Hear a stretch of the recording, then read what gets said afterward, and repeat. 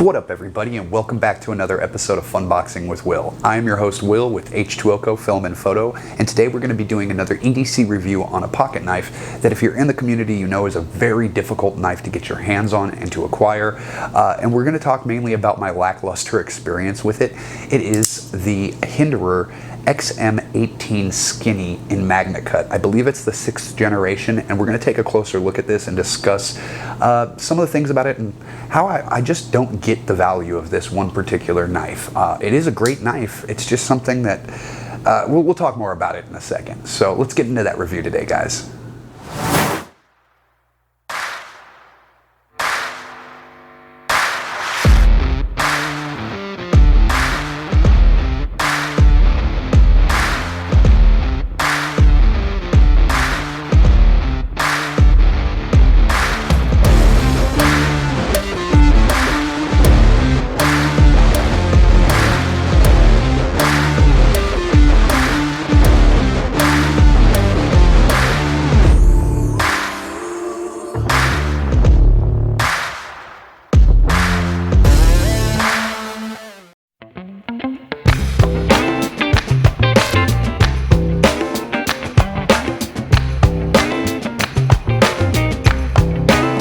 Christmas is coming. Start sending your letters off to Santa. Christmas is coming, yeah. Alrighty, now we're back. Just before we get into the video, as always, I want to thank all of the people who stop in just to check out this video, or anyone who's subscribed. If you like the content that's in this video or any of my other videos, please go ahead, hit that like and subscribe button, and turn on those bell notifications to get notified when I put out new content. I try to release a video every week. Sometimes I don't get that accomplished, but I do try to keep on that schedule. So there are more EDC knife reviews and tech reviews to come. So that being said, let's get over to that top-down setup and check out this knife, the Hinderer.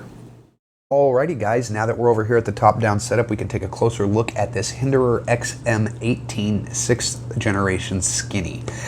This particular brand and company, Hinderer Knives, if you are familiar with EDC, the EDC community and the pocket knife community, you will already know that these particular branded knives are darn near impossible to pick up at this point in time. They are so popular for whatever reason that when they hit the market, or they make a drop and they hit the shelves on any given website, they're usually gone within minutes, and it's very hard to find these anywhere. You can't just go out and buy a Hinderer. And I had personally been searching for a Hinderer for, I think, about 6 months to about a year before I even held one in my hand. And after all the searching, the first one I did end up holding was this model after I purchased it, because I had to buy it that quick, otherwise I knew it would be gone. I picked this particular model up from Monkey's Edge. I love their location, their store. They have great knives, very informed, educated employees there. The one issue I do have with them is that they don't have any way to pay cash for certain knives that sell out very quickly. So you basically, even if you live a block away from their in-store location, you still have to pay the shipping and handling fees for the online purchase for a knife that might not be there when you get there. So I did end up paying a little bit more than retail for this. I came in at, I think, $487 for this knife, and I think it's listed on Hinderer's website for about $425. So besides the point that it was a little bit extra, you know, I don't mind. It was something that I wanted, so I was willing to pick it up for the extra money. But I didn't have the best experience with this knife out the box. And I've heard a lot of things about Hinderer back and forth. You know, if you listen to Metal Complex's videos, he praises Hinderer up and down. In his opinion, they are some of the best knives ever made. You know, and honestly, I believe that he influenced my purchase, whether subconsciously or consciously. I think just hearing all of his positive review and feedback about this brand is a large percentage of the reason that I went out and picked it up. Now, I've heard that Rick Hinderer himself is a complete asshat. I've heard he's a jerk. I've heard that now these all, by the way, are just hearsay. I don't know if there's any truth to this, but I've heard like he sues people if they talk negatively about his product online.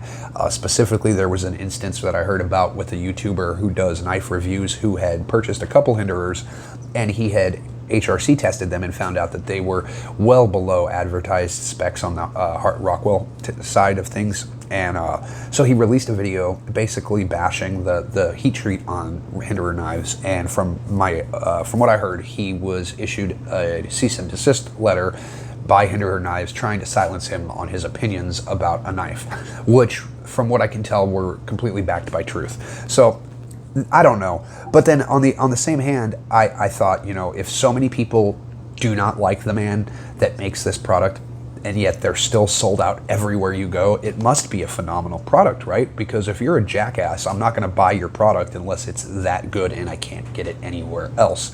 For the most part, that's just the way my thought process worked about this. So I'd always assumed that these were some phenomenal knives. And I had an issue out of the box with this thing. I bought it, and maybe this is just a quirk that I have, but I refuse to carry a knife tip down carry. If I can't carry a knife tip up, I will not purchase it. And this knife, one of the main reasons I decided to pick this up was because it had a swappable clip.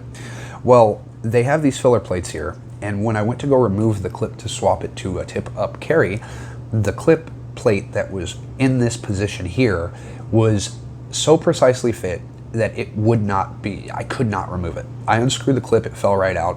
I tried to unscrew this, the screws came out no problem, and I could not get the little plate out. I tried using a lockpick to pry it out, it broke my lockpick. I scratched the hell out of the plate, and then I tried damn near everything. I used a can of dust off to kind of flash freeze just that one plate, thinking, you know, science people, if I can get this piece of metal to shrink, maybe it'll come out easier. That did not work. And it was really upsetting to me that I paid $500 damn near for a knife, and then immediately, the day I got it out of the box, ended up having to call the manufacturer and have to send it back into them. The turnaround time on I will say they were very quick.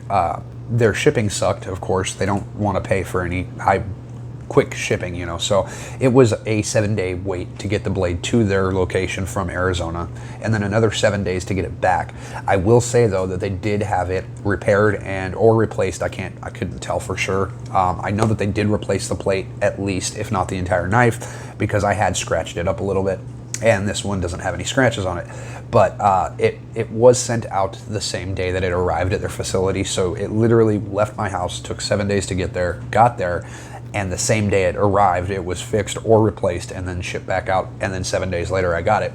But when you pay $500 for something, you should not have to wait 14 days for it to be fixed out of the box, in my opinion. So that was just a bad taste in my mouth.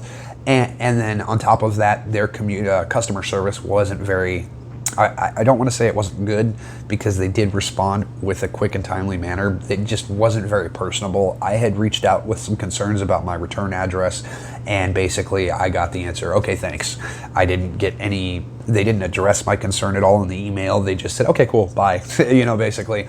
And to each their own. It's not terrible customer service, I wouldn't say that, but it just wasn't on par with what I usually receive from other knife companies.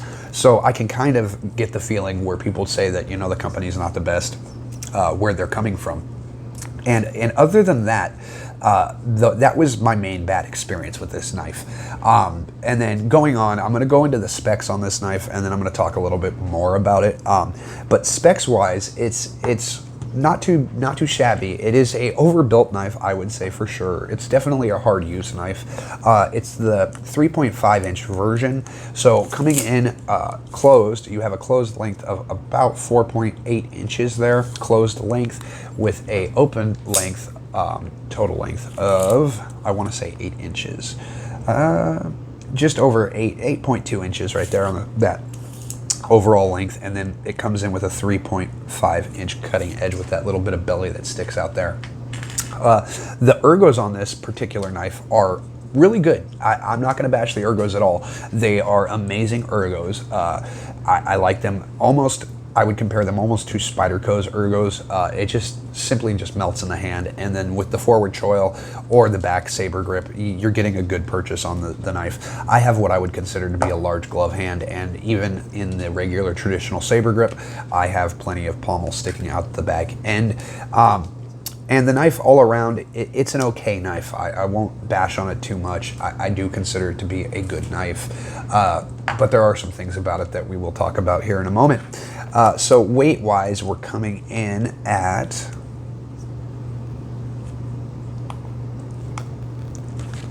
I want to say 4.5 ounces, but we'll see here. So we're coming in without the lanyard. Let me hold the lanyard here. I want to say 4.8 ounces. It's kind of hard to tell with the lanyard, trying not to move it at all, but I would say about 4.8 ounces. So it's definitely something that can be carried pretty much any situation. It's a little on the heavier side than I'd like, but for an EDC, anything under 5-6 ounces I would consider carryable in most situations. I think I could wear these in my gym shorts and not have too much weight weighing me down when I'm wearing them, or like basketball shorts, something like that. And then we're going to come in with a almost a full flat grind. It's going to come up to about 75% of the blade, the full flat grind, and then there's going to be a little swedge, actually a double swedge there. This is his skinny slicer blade style, and it's somewhat of a drop point. I like the belly on it. I like the blade design. The geometry is great. And then the blade stock thickness also is not too shabby. We're going to come in here with a blade stock thickness of, let me calibrate this real quick, zero it out. Our blade stock thickness is going to come in at 0.1320 on the blade stock thickness, and then behind the edge we're going to come in super slicey with a blade stock cutting edge of 135 thousandths of an inch. So that is super slicey, and that's, I guess, you know, why they call this knife the slicer. So definitely specs wise, it is it's what I would consider to be a really good knife. You know, I haven't really messed with the tri-way pivot situation yet. I really do feel like it might be better if it was on phosphor bronze washers. The jimping is what I would say perfect. It's not too aggressive to where it you know, tears up your thumb, but it still allows you to get a very good substantial grip without having to worry about this knife slipping out of your hand. It is a frame lock, as most Hinderers are. He is famous for having, I guess, designed the over travel stop, or the lock bar stabilizer, however you want to call it. And I'm pretty sure he also pioneered the lock bar insert, which this does have. So basically it clicks all of the marks, it checks all of the marks on things that you would want in a hard use folder. Some of the things that I really don't like about it is the proprietary hardware. Phillips heads, no big deal. It's not preferable. I'd rather have Torx bits, obviously, but the pivot system, you need a special tool. At first I thought it was just a flat head that I could unscrew, and then I quickly realized after purchasing this knife that I ended up having to spend another $25 on a third-party tool to be able to unscrew this pivot. And if you want the actual Rick Hinderer brand, then you're going to have to pay about $80 to $90 for that little tiny tool, which is kind of annoying. If you're going to have a knife that costs $500, you should, and then it's going to have proprietary hardware, I firmly believe you should put the tool in the case with the product that you're selling. Otherwise, you know, why is it so much? And there are a lot of opinions I have on the value of this knife. Like the title of the video says, I just don't get it. And I'm going to stick to that. I just don't get it. This is a good knife. It's a great knife. I love Magna Cut steel. It's American made. Magna Cut steel is by far becoming one of my favorite steels. It's super well-rounded, super corrosion resistant, super tough. Next to this, S35 or 45 VN would be my favorite steels, but Magna Cut has recently kind of like jumped up it's jumped to the top of my list on my favorite steels. Another thing is, you know, this much money, I think we should get a milled clip.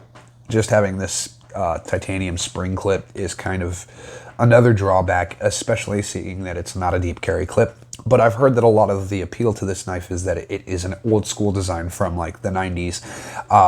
People say that Hinderer has been perfecting this knife for the last 30 years, and that's why it's so great, paired with the ability to basically swap out parts on it. It's a customizable knife. So not only can you swap out the pivot system to suit your preference with phosphor bronze, nylon washers, or ball bearings. They all work in this knife, and he gives you a set of all three when you purchase the knife, which is really cool. You know, it's kind of a novelty gimmick, I think, but it's nice that I can tune the knife the way I prefer it to be tuned. And if I do want to set it up for even harder use, I can always take these bearings out and put the phosphor bronze in, which will lead to less chance of debris or dirt getting into the pivot. And the quality control does seem to be very well done on this knife. It's a great made knife. I just don't understand where the value is. I could get something just like this for $250 from ZT. And in a lot of cases, I've heard that ZT's Hinderer knives are better than Hinderer knives themselves. I don't know. I've never held one. So this is, again, just hearsay. What I can tell you is that this isn't the only $400, $500 knife I own. I own quite a few, actually. Here's one by comparison, and this is a Chris Reeve Nkosi. Here is another one that I own that is, I think, a little bit more expensive than this one. This is a Spartan Harsey folder. And then even on the lower end side of things, here are a couple other ones that I have. Here is a 80-20.5 that I customized with some gold thumb studs and a gold pocket clip. Neat carry.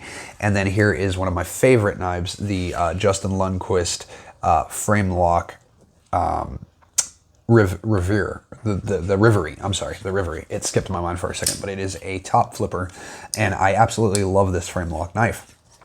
Now, when I hold all of these other knives, I can definitely, especially the Spartan Harsey and the Chris Reeves Nkosi, I can feel the quality, the precision which everything is manufactured and made, the smooth action, you know, the glass on glass feel with both this and the Spartan Harsey. And even in some cases with this knife here, I think it runs on ball bearings, but is almost smoother than the Hinderer. And you know, this was like about $350, and I think I like this knife specifically because of the locking mechanism. It's become one of my all-time favorite carries. Very, very intuitive to use. I love Andrew Demko knives. And you know, like I said, I see the value. Like when I hold my Chris Reeves Nkosi, I feel the value. I see the value. I know why, especially with the warranty and everything, why this knife cost me $500. And when I look at this knife, this Hinderer, when I feel it in my hand and when I open it up, when I use it, I mean, the action is amazing. Yes, it is. And I'm not bashing the knife. It's a good knife. I just don't get where the money is. I don't understand why this knife costs $425 when you can go to ZT and get something comparable. And not even just ZT, but Kershaw has comparable models to this.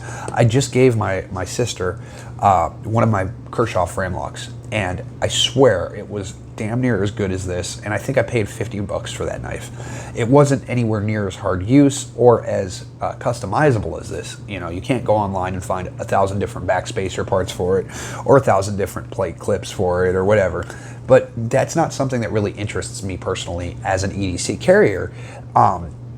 I just want a knife that functions well, is smooth to use, easy, and does its job well. Now, the cutting performance on this knife, the edge from the factory, I ended up having to put it on my Worksharp PA Pro and put it down to a 17, or I think actually 18 degree edge, because I think it was at a 25 degree edge, and it just wasn't the best factory edge for this blade profile, in my opinion, so I fixed it. And since I've done that, it's been a very good slicer, and I do definitely love this knife. I will carry it. The pocket clip is very well positioned, and there are a lot of things on this knife that I can tell that have been refined over time to make this a better knife. But I honestly feel like people in the community way overhype this knife. And I think that these innovations that Rick Hinderer made back, you know, in the 90s with the insert, the lock bar insert, to make sure that there's less wear on the, you know, there's no wear on the lockup. Over time, the lock bar insert can be replaced if it does create wear. And titanium is a softer metal, so when it comes in contact with the steel blade, it does cause wear. So apparently he was one of the first to ever put a lock bar insert in. He was also one of the first to put the stabilizer in and the over travel stop, which are all great things and very innovative, and these are awesome things for, you know, for the community that have transcended into other knives that we see today. But I just don't think that alone is reason for this knife to be $425. And in my opinion, if I had held it before I had purchased it, I probably wouldn't have spent that much money on this knife in retrospect. It's not so bad that I'm going to return it, because I do like the knife, but I just don't get the hype. And maybe it's just me, you know, I just don't understand the hype on this brand. It's an okay knife, it's good, but why not just go get a ZT, you know, for half the price? Because I hear they're just as good, and they don't have the proprietary hardware that you have to go spend extra money on, and you don't have to deal with a jerk who owns a company.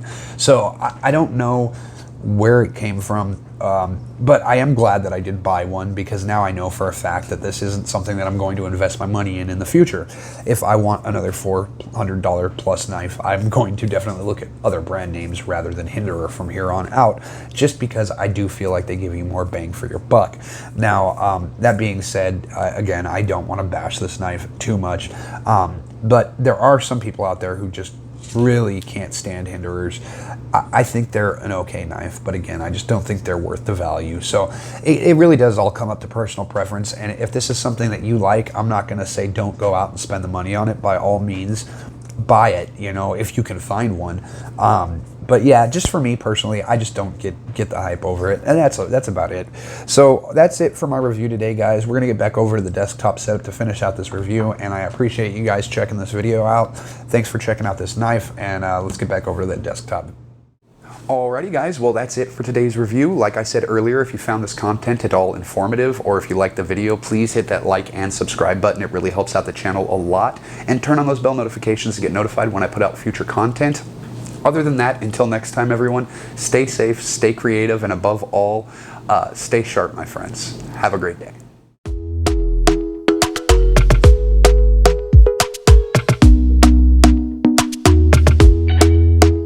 Talk to me nice.